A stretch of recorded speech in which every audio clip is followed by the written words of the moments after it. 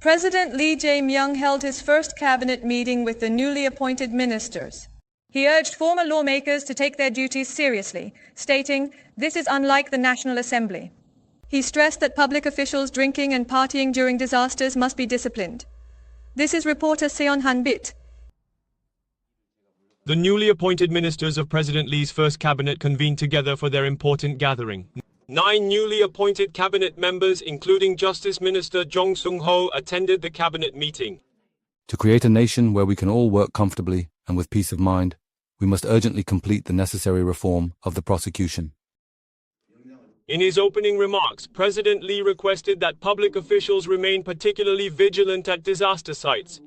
I sincerely hope that public officials who recklessly engage in drinking, revelry, or act irresponsibly in the face of such dire, life-threatening situations where citizens are dying will be strictly and firmly held accountable.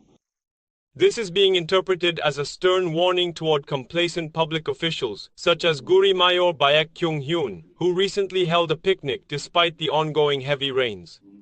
President Lee received briefings on disaster response status from each ministry. He praised Agriculture Minister Song Mi-ryung's report that damage assessors were pre-deployed to support recovery in affected areas and also called for fundamental disaster countermeasures.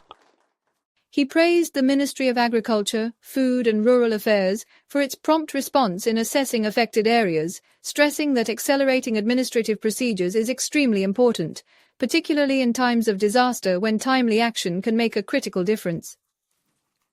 After the meeting, President Lee had lunch with the newly appointed ministers. In particular, he urged ministers with a National Assembly background to approach their duties with more vigilance, emphasizing that this is not the National Assembly. MBN News, Seon Han-bit.